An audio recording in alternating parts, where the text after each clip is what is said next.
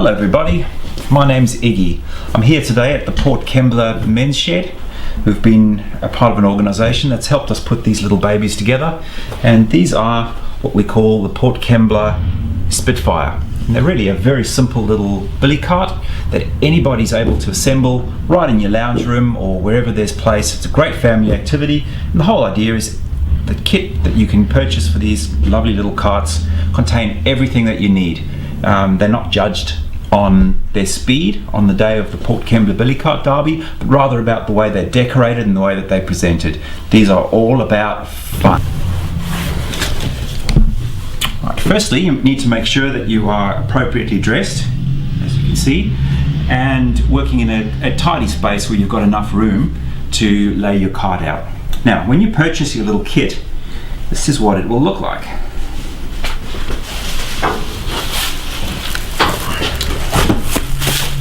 So, first thing that you're going to need is obviously a means of opening your kit. You can simply unwrap it if you wish. Able to. Be careful the components don't spill out all over the place. They are quite tight.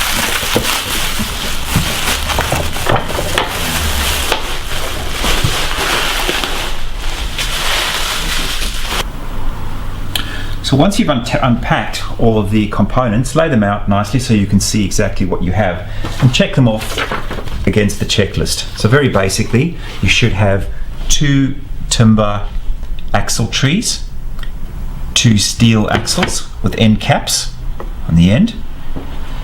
This here is the center board with the nose piece on the front, 4 wheels, a bag of silver screws, and included in that would be a number of washers, little saddles, plaque with a serial number on it. There is a rope for your steering, and then you have the seat assembly, and that consists of the center piece of the seat. That's the base, that's the back, and that's the 2 sides.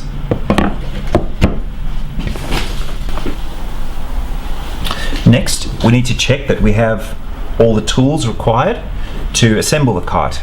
These little carts are very, very basic, so you only need a few small things. There are 2 bolts that require 2 size 13 spanners of some description, so any combination of this sort of thing. So you could use a spanner and an adjustable wrench, 2 adjustable wrenches, maybe a socket with a number 13 on and a wrench. Whatever you have at home, anything like that will do, so don't get too stressed when you see the number of tools that I'm using. You'll need a Phillips screwdriver. That's the one with the star on the front, of a medium size. Those are your only essential tools here. A pair of pliers, most homes have got them, and that's really handy to have for bending the split pins later on, but certainly not essential. I also recommend to use some wood glue. There's a variety of different types available on the market. I quite like this one because it's a foaming polyurethane and it helps to fill all the gaps, but it is very messy and probably not the safest to use. But for the purpose of what I'm doing tonight, I'll use this one. A good water-based glue is quite fine for doing the job. You'll also need some form of lubricant. This is just some basic grease I've had laying around the home, which I'm going to use again for the purpose of the exercise. But what works very, very well is just good old Vaseline, and we actually like using Vaseline because it's clear and doesn't stain your clothes or your hands. It doesn't make as much of a mess as this does. So there's a variety of different things that you can use. This just happens to be what I've got. And then you need to also think about the decorating afterwards, so suitable paintbrush for what you're doing, some suitable paints, and a sanding block and sandpaper will make your life a lot easier and make a difference to the finish of the cart when you're done. So right,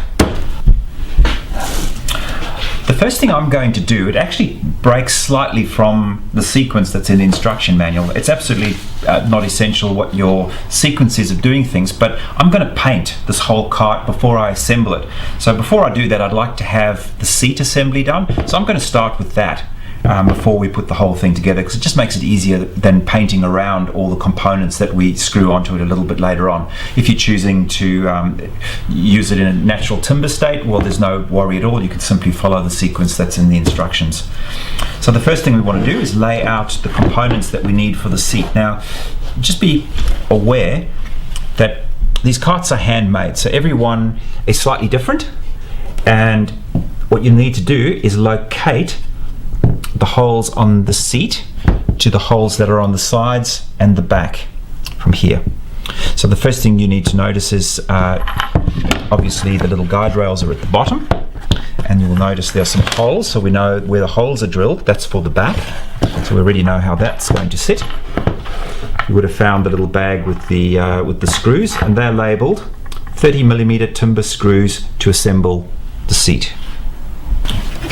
So I've worked out exactly which holes match where, and because I know that's the front, the little cut-off corner will be facing the front, so there's actually only two different orientations that it can be, and you can see because the holes are all slightly different, we can work out which is the correct one for this seat. And we also know which direction this needs to go, because where you've got a little what's called a rebate or a countersink, so that the head of the screw sits below the surface, the hole has got a bit of a funnel V shape to it, so we know that that's the outside. So this is pretty much the way it needs to be laid out. So now we're going to assemble the seat. Now this is one of the components that I do recommend putting a little bit of glue on. So you work out, I'm going to assemble this starting with it upside down and the back, because these are the edges that are actually at the same height. You'll notice when it's upside down, there's a step in it where the base of the seat goes. So I find it easy to balance it when it's like this. So if you have a look at how it goes together, you'll work out that the two touching surfaces are down here, and the same on the other side. So I'm just going to be very sparing with the glue and just squeeze it down a little bit and put the tiniest little bit along this point here. This will just make it a lot stronger in the long run.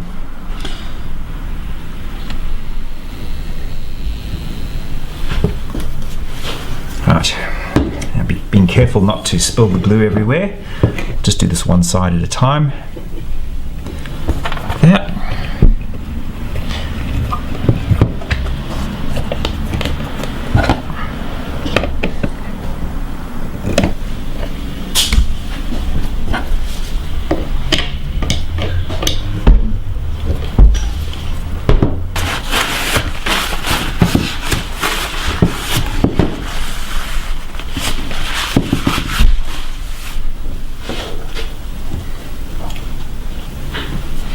The next thing we're going to do is put the top of the seat on, and we can work out where the holes are. So we can see where our touching surfaces are along here, along the back, and along here. So I'm just going to put a few little drops of glue just to make it a little bit stronger.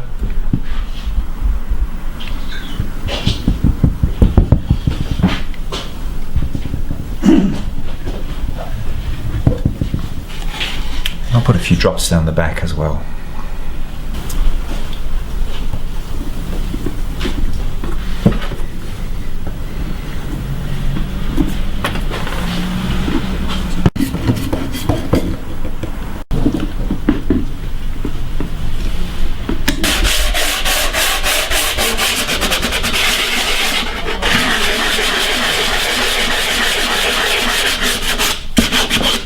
It's assembled. All that's left to do here is just get a sanding block with some sandpaper on, just run it over, in particular all the edges where you're going to sand. Make sure there's no splinters sticking out. The smoother you get now, the more effort you put into this part of it, the better the finished product will be. When you're happy with where you're at, the next thing to do, get your paintbrush ready, get your paint ready, work in a suitable place, and time to get painting. Well, The exciting part is here, and that's final assembly of the kite, where all the bits and pieces come together and you can start to see what you're actually creating. So what we need now to put the axle trees onto the center board are these assemblies here. So you've got a nut, it's called a lock nut, with a bolt, 3 large washers and a small one, and these are for the front. And then for the back, you've got 1 big washer, 1 small one, a nut and a bolt. So let's move those to the back, and we'll get to that in just a moment. What we have here are the 2 axle trees. Now they are quite distinguishable from each other because the front one has a large hole drilled on either side, which is where the rope goes. The back one will only have 2 small holes next to the center bolt. So we'll move this one out the way for the time being, and we'll start with the front.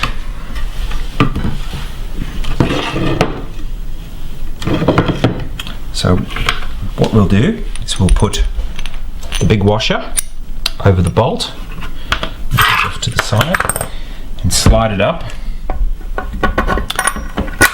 through the hole like that. So this is on the same side as the grooves that you've pushed up into.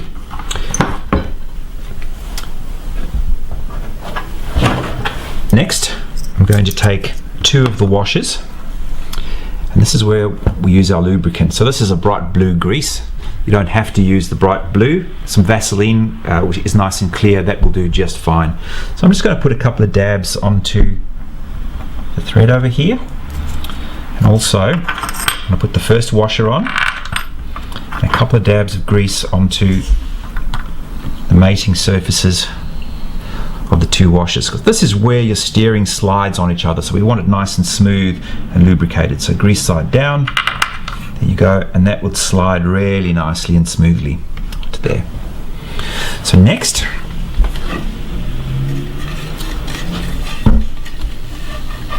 we're going to put our front axle tree on.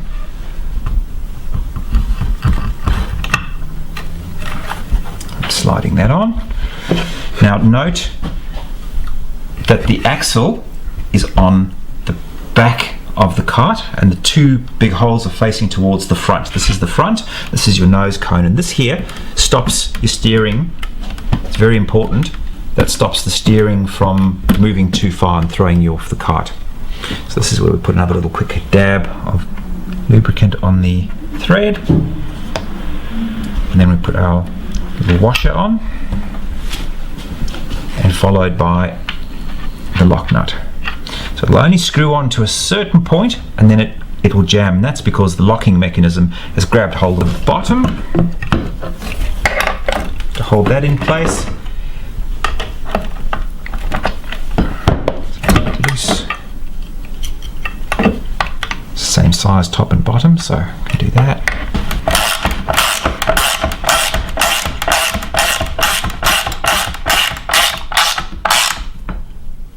You want to just tighten enough that the front axle has got a little bit of friction but still moves freely. That's just perfect. Now that the front is done, we're pretty much going to do exactly the same thing at the back over here. So I'm going to push the bolt with the washer up from underneath.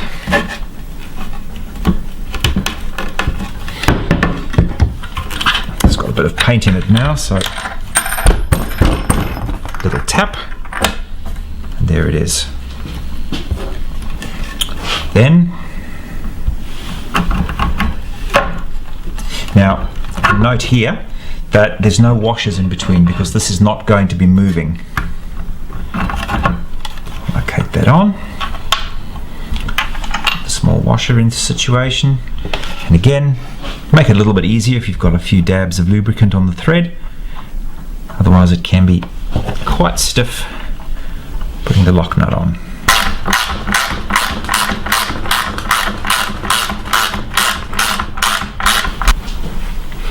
Right, I've tightened the lock nut and the bolt up nice and tight on the back, but not that tight that it can't move. Because what we need to do is make sure that this back axle is in line with the center board. So I'm going to cheat a little bit. There's plenty of tools that you can use to arrange that, but I'm just going to use a piece of paper because we know we've got a nice square edge, so the instructions will do just fine. So I'm going to line it up, and I know that that needs to be twisted slightly.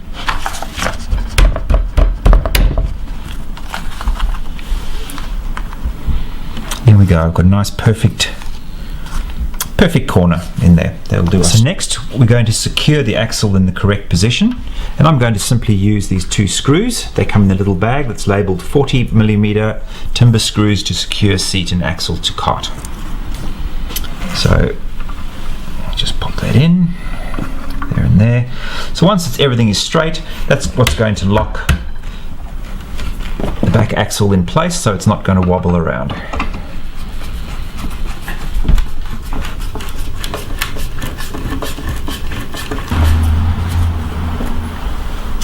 Next we're going to assemble the axles and fit them to the cart. Now again, I'm going to change the sequence slightly to what's in the instructions, and you'll see why. There's no right or wrong. Just been doing this for a little while, and I think I've worked out a slightly easier way to do it. Now these wheels are custom drilled to fit the axle, so sometimes you might get a little bit of a residue inside here from the drilling process. So what I like to do is just take my piece of sandpaper, roll it up a little bit, put it into the wheel like that, and just maybe give it a bit of a spin, and that just gets rid of any of the little fibers that might be left over from the drilling process. So let's start with that. There we go. Beautiful. So we'll start with the back axle. You'll see it's been drilled to fit a split pin on either side. So again, I like to just take a piece of sandpaper, just give it a quick rub, make sure there's no sharp edges. There.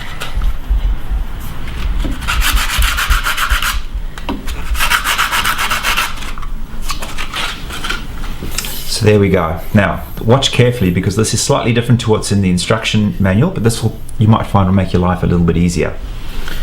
So, first thing I'm going to do is take 2 of the washers and slide them over. The second thing I'm going to do, now this is very important. This is probably the most important thing with assembling the axles. I'm going to take a little bit of this grease and I'm going to dab it all the way around the axle.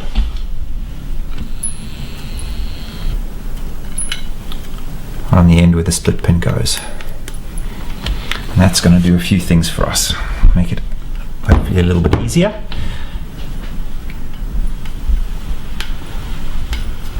There we are.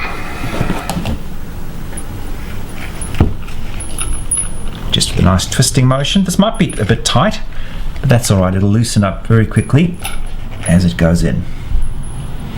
So there we go. It's one wheel on, and it's already spinning nice and freely. And we'll do the same on the other side.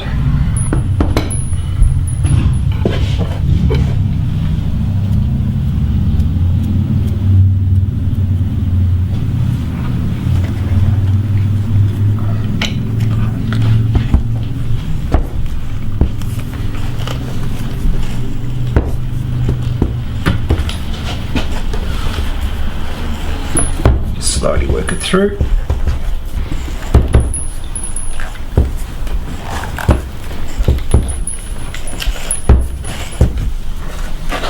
And there we go, all the way through. Next, we'll put a washer over and then locate the hole and push a split pin in.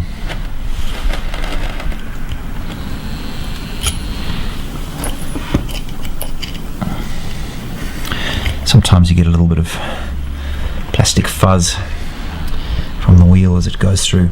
So when the split pin's in place, what you do is you find the longer portion and you bend it away from itself. Now this is where the pair of pliers I was talking about comes in handy. If you hold that in position, grab the end and just simply bend it. Just like that. And the same with the other side. A bit of a tap and a squeeze. There we go. These are very soft split pins, so you can do them quite easily with your fingers. And that stops the washer coming off and the wheel coming off from that side. So there we go, wheel in position and spinning nice and freely. Doesn't matter if it's a little bit tight, because when you've ridden it once or twice, it all loosens up really nicely. You don't want it flopping around too much if you can help it. I'll do the same on this side. So next we're going to fit the axle to the back of the billy cart. So I'm going to take this whole assembly, and this is where it gets a little bit easier to work with when you've done it like this. As long as you've got enough room. And it should just fit nicely in this groove all the way along. The wheels are free to spin. There you go. Now this is an important thing. These little saddles that hold the axle in place, they are a little bit too small for the axle. This is deliberate, but it's just going to make it a little bit trickier to fit, so you just need to be aware of this. When you put it on top of the axle, it's just going to flop around. So just locate it into the middle, just give it a good solid push. It'll push on down and it'll change the shape of the saddle, so you'll see it looks like that. And that's exactly what we want. And we place the saddle over the axle. You don't want to go too close to the end of the wood because that might split it, so give it a good 2 or 3 fingers from the end and push down on the little wings that you've created, making sure the axle's properly secured. And then we're going to use these little button head screws. We're going to pop them into here. A little bit of a push to get them centered. They've got a strong spike on them, so don't cut yourself. And just a little push and they actually stand into the wood quite nicely on their own. Just a couple of little pushing down hard, a couple of little turns, and the screw will start to bite and pull it down. But don't tighten it all the way, just enough to hold it in position, and then we'll do the one at the back.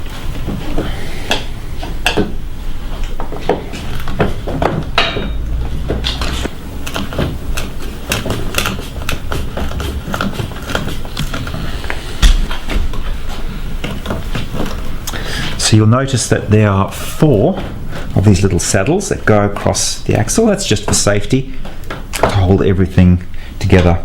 You need to push down quite firmly. Don't tighten it all the way until you're 100% certain that the space you've got on either side is perfectly equal. So I checked that before, just with a tape measure, and made sure everything fitted perfectly.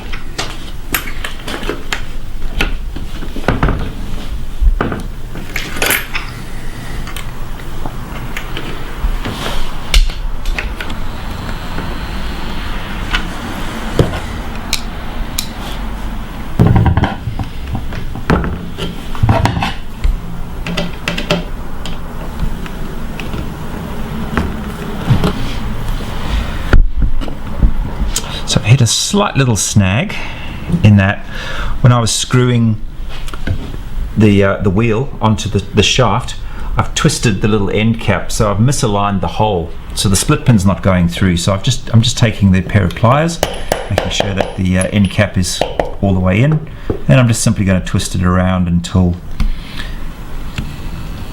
I see light coming through.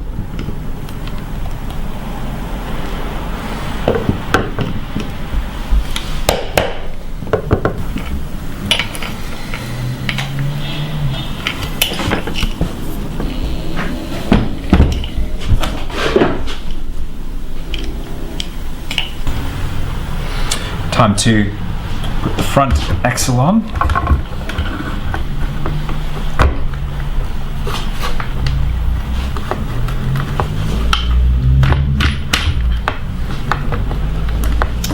Hammer to straighten it out, and there we go. Wheels moving freely, the wheels moving freely on this side. So I'm happy with that for a position. Now, a little hint, now lost me, there we go. A little hint, every now and again you encounter a bit of wood which is a little bit harder than somewhere else and you're struggling to put the screw in. What I do is I just get a nail and a hammer, put on a little saddle, I'll just use that to punch a very, very small hole. Don't hit it in all the way.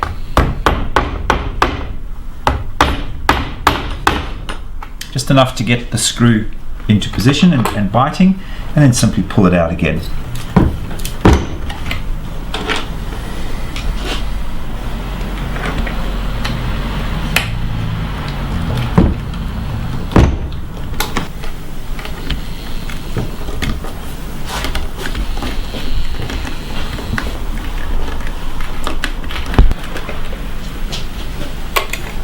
Front axle's in position, safe to turn, not too much friction. Now it's time to turn it over, fit the steering rope and add the seat.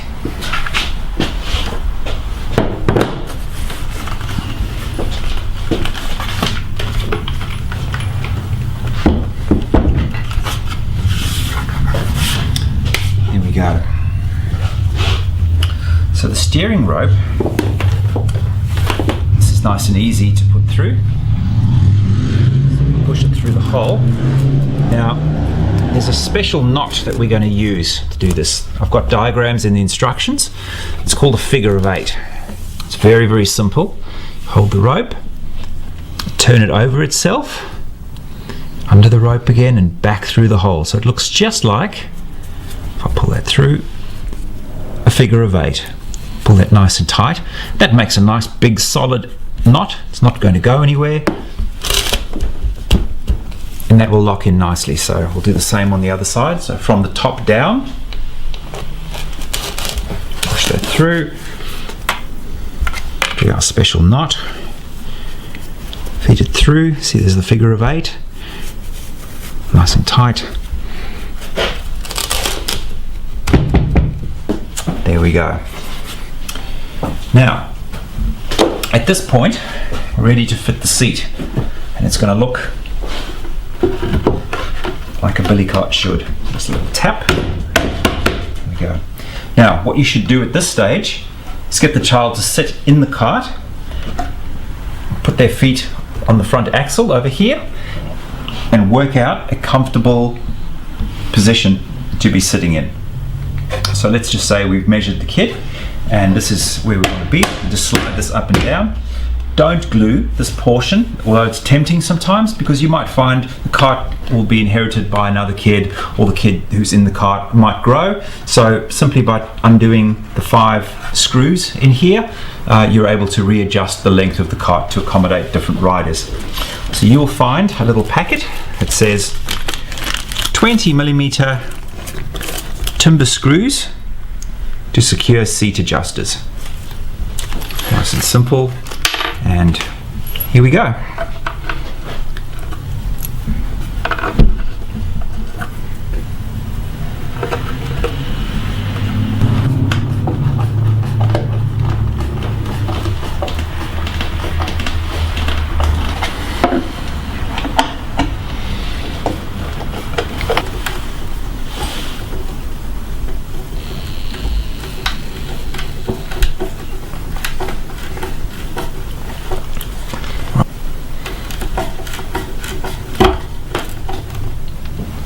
And the last thing you need to do is fit your little plaque on the front. This is very, very special because this year, the race, this is 2015, we are celebrating 75 years for the event of the Port Kembla Billy Cart Derby. So you'll have a closer look at the little plaque on the front, and you'll see on the bottom it says serial number 2015 005. So this is cart number 5. So if you are racing in the event, make sure that you tell us what the serial number is so we can keep track of all the little carts. And there you have it, kids. What do you reckon? Do you like it? Cool bananas.